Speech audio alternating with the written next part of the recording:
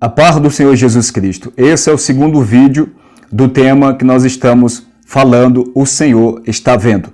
Nós vamos ler o capítulo 7, o versículo 9 de Jeremias. Está escrito assim: que é isso? Furtais e matais, cometeis adultério e jurais falsamente, queimais incenso a Baal e andais após outros deuses que não conheceis. Observe que nesse verso 9, temos aqui 4 mandamentos dos 10 mandamentos, onde o povo estava violando esses mandamentos. Primeiro, não furtarás. Segundo, não matarás. Terceiro, não adulterarás. Quarto, não dirá falso testemunho. Só aqui, 4 mandamentos, o povo estava violando e vivendo como se nada tivesse acontecendo. O povo estava adulterando, mas estava adorando no templo. O povo estava roubando, mas o povo estava adorando no templo. O povo estava dando falso testemunho, mas o povo estava adorando no templo. Observe que no versículo, vamos aqui pontuar alguns versículos. O versículo 3 está escrito assim: assim diz o Senhor dos Exércitos, o Deus de Israel, emendai os vossos caminhos e as vossas obras, e eu vos farei habitar neste lugar. Então o Senhor está exortando o povo, dizendo, emendem os vossos caminhos. O povo estava praticando todo tipo de obra perversa diante do Senhor, e o Senhor está dizendo, emenda os vossos caminhos, ou seja, muda de vida, de atitude, deixa as más obras de lado para poder andar na minha presença. Mas o povo estava praticando as más obras. Que más obras, Marcelo? Furtando, roubando, adulterando, ou seja, oprimindo o órfão, oprimindo as viúvas, os estrangeiros, que são pessoas que devem ser acolhidas pelo povo de Deus, mas o povo, dentro desse contexto, estava oprimindo este povo. Não estava cuidando do órfão que precisa da ajuda do povo de Deus. Não estava cuidando da viúva que necessita também da ajuda do povo de Deus. Estava derramando sangue inocente. Como aplicar o derramar sangue inocente no nosso tempo presente? Matar almas. Para matar uma pessoa não só se mata fisicamente, se mata com atitudes e com palavras. Tem muitas pessoas que neste momento estão mortas e mortos espirituais por causa de palavras que ouviu de pessoas que deveria receber palavras de edificação, palavras de crescimento, de fortaleza, mas veio dessas pessoas, a quem essas pessoas esperavam a palavra direcionada, palavra de destruição. Matou um sangue inocente. Muitos se encontram desta maneira. Então, observe, o Senhor está dizendo, emenda o caminho de vocês. Pratique obras dignas de arrependimento. Porque a situação do que o povo estava era terrível no momento. E a confiança do povo, o mais interessante dentro desse contexto, que olha só o versículo 4. Não confieis em palavras falsas, dizendo, templo do Senhor, templo do Senhor, templo do Senhor é este. O templo, nos nossos dias atuais, nós precisamos e necessitamos, e os líderes, pastores, independente do cargo eclesiástico, bispos, são levantados por Deus, muitos deles, outros não, para ensinar a igreja do Senhor, através da sua palavra. Mas devemos entender que o templo de pedra, onde nós se ajuntamos, congregamos, porque nós adquirimos o hábito de falar, vamos para a igreja, e muitos, de tanto falar, vamos para a igreja, entendem que a igreja é onde nós congregamos. Mas não é isso que a Bíblia ensina. O lugar que nós congregamos, já está dizendo, é um lugar onde congregamos, ou seja, ajuntamento. Nós se unimos para adorar o Senhor nos cultos, durante a semana. Mas devemos entender que ali é um templo de pedra onde Deus se manifesta, mas Deus não habita ali. Deus se manifesta ali quando a sua igreja, em comunhão, se une, se congrega, se ajuntam para adorar o Senhor.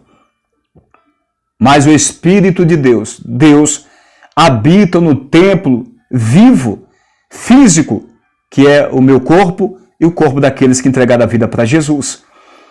Então nós somos o templo do Senhor. Então observa, o povo estava vivendo a vida de pecado, adulterando, roubando, fazendo todo tipo de imundícia, mas estava vivendo como se nada tivesse acontecendo, adorando a Deus no templo. Então o Senhor fala: Jeremias, fica na porta do templo e fala do pecado do povo, porque o povo estava vivendo como se nada tivesse acontecendo. Aí é onde está o perigo, e na nossa geração não é diferente. Tem muitos neste momento que está roubando, adulterando, dando falso testemunho, vivendo a vida de mentira, de rolo, de todo tipo de coisa errada, mas está em cima do púlpito. Estão indo para o templo e, pior, adorando como se nada tivesse acontecendo. Como se tudo que está praticando fosse algo normal. O pecado é algo normal para a sua vida. Virou algo normal. Já a sua consciência já não o acusa mais. A consciência já foi cauterizada. Tem muitos que estão dentro da igreja desta maneira, vivendo em adultério, mas pregando a palavra de Deus em cima do altar.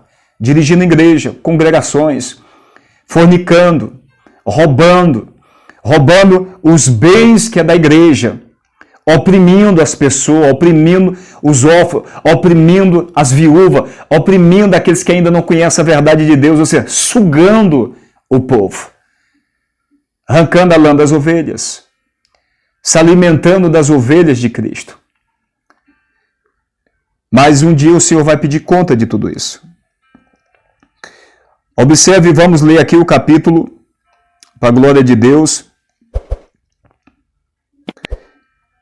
o versículo 10, capítulo 7, versículo 10 ainda. E depois vinde e vos ponde diante de mim, nesta casa que se chama pelo meu nome, e dizeis: estamos salvos. Observe, o povo está em adultério, mentindo, roubando, fazendo todo tipo de obras abomináveis aos olhos do Senhor. Entre eles o povo todo, não era somente líder, sacerdote, profeta, não. Doutores da lei, não era só, era o povo inteiro, começando pelas lideranças, se desviaram todo mundo. Mas o povo seguia a sua vida normal. Para o povo estava normal aquela vida. Está roubando, está mentindo? Vamos permanecer nisso. E dizendo: somos salvos. É o versículo que nós lemos. E dizeis: estamos salvos. Dizendo: sou uma nova criatura. Estou em Cristo Jesus, sou um servo. Deus me usa. Como se usar quer dizer alguma coisa. Ou ser usado por Deus não quer dizer que nós somos salvos pelo Senhor. Dons não tem nada a ver com frutos. Tem muitas pessoas que estão sendo enganadas em cima dos púlpitos, porque acredita, pelo fato de Deus usar, acredita viver a vida de santidade. Está dentro do propósito de Deus. Deus usa qualquer ser humano que entregou a sua vida para Cristo outra hora, por causa dos dons, porque os dons, o Senhor é sem revogação, o Senhor já entregou, e o Senhor usa para edificar a sua igreja. No entanto, a vida que está sendo usado de todo jeito, vai perecer se permanecer sem se arrepender nessa vida de pecado. Muitos têm essa visão. Então, se você tem essa visão, cuidado. Porque o ser usado por Deus não quer dizer que nós estamos fazendo a vontade de Deus. Dons é completamente de frutos. Dons, qualquer um pode ser usado por causa dos dons. O dom da palavra, dom da profecia, dom de línguas, tanto outros dons, dom de curar. Mas os frutos é caráter. Quem tem os frutos do Espírito tem um caráter de Cristo. E a cada dia esse caráter vai sendo moldado, sendo aperfeiçoado dia por dia, através da renúncia de pecado. Frutos é caráter. Dons não é caráter. Dons qualquer um pode ter e qualquer um pode ser usado, uma vez que entregou a vida para Cristo. Então tenha cuidado por pensar desta maneira. Não, eu sou usado por Deus. Eu tenho uma igreja. Eu tenho um cargo eclesiástico. Nada disso te levará para a eternidade, a não ser uma vida de fidelidade dentro da palavra de Deus. A palavra de Deus não pode se enquadrar na minha vida. Eu tenho que me enquadrar dentro da palavra de Deus. Isso é para a minha vida e para a vida de cada um de vocês que assiste esse vídeo. Amém? Então, olha o pensamento do povo. O povo estava fazendo tudo isso e o Senhor fala com o povo, versículo 5, vamos ler aqui. Mas se deveras emendade os vossos caminhos e as vossas obras, se deveras praticardes a justiça, cada um com o seu próximo. Não havia a prática da justiça com o próximo, mas ao contrário, a opressão ao próximo, maus trato ao próximo. E isso é uma função do povo de Deus. Tratar bem o próximo, cuidar do próximo. Qual é o segundo e grande mandamento? Ama o teu próximo como a ti mesmo. Então, o povo estava desta condição, e no nosso tempo presente não é diferente. Essa mensagem é para mim e para você que assiste esse vídeo agora. Milhares se encontram no Brasil, fora do Brasil, dentro desse contexto.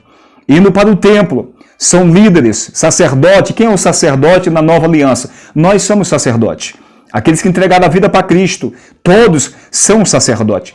1 Pedro capítulo 2, o versículo 5 e o versículo 10, o versículo 9, você pode estar lendo. Nós somos a geração eleita, sacerdócio santo, sacerdócio real, para oferecer sacrifício a Deus por Cristo Jesus. Não qualquer sacrifício, mas sacrifício agradável a Deus.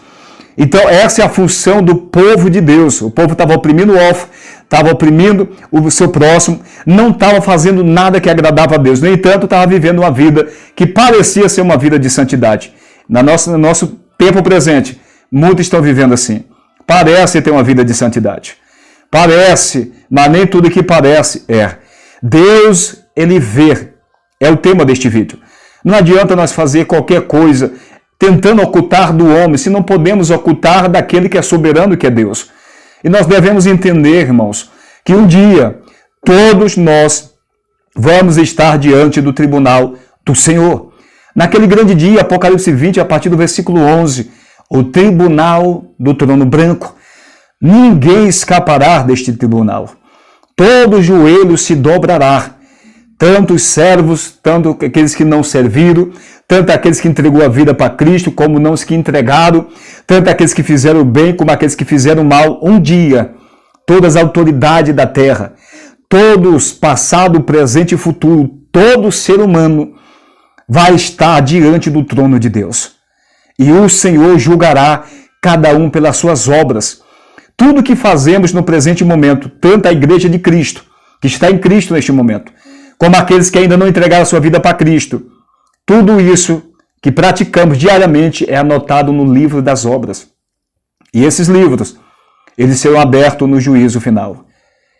Se abriram os livros e cada um foi julgado segundo as suas obras, conforme estava escrito no livro. Ou seja, tudo que eu pratico, tudo que o ser humano pratica, as suas obras diárias, seja ela boa, seja ela má, é escrito neste livro. E esse livro testemunhará contra a minha vida e contra a sua vida no grande juízo final. Deus julgará a humanidade. Ninguém ficará impune. Pode ficar impune a justiça do homem, porque a justiça do homem se compra. A justiça do homem é falha. A justiça do homem se compra com dinheiro, se perverte, mas a justiça de Deus não tem preço. O trono de Deus é a base de toda a justiça.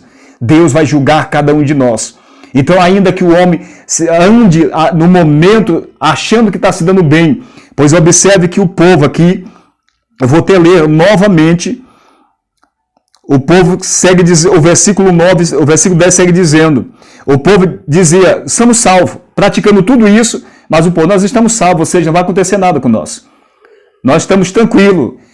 E segue o versículo dizendo, sim, só para continuar a praticar essas abominações. O povo fazia tudo o que estava fazendo, uma vida de pecado, aprofundado no pecado, mas o povo dizia no seu coração, nós estamos tranquilos. E vamos continuar fazendo essas mesmas coisas. E no dia de culto vamos adorar a Deus, simples assim. E o povo está prosperando. O povo está fazendo as coisas erradas e está prosperando. Está enriquecendo. Casa boa, carrão, prosperidade de todos os lados. Mas lembre-se que essa prosperidade é terrena. Ela passa. São ouros perecíveis. Não juntei tesouro na terra, onde a traça e a ferrugem tudo consome, onde os ladrões minam e roubam.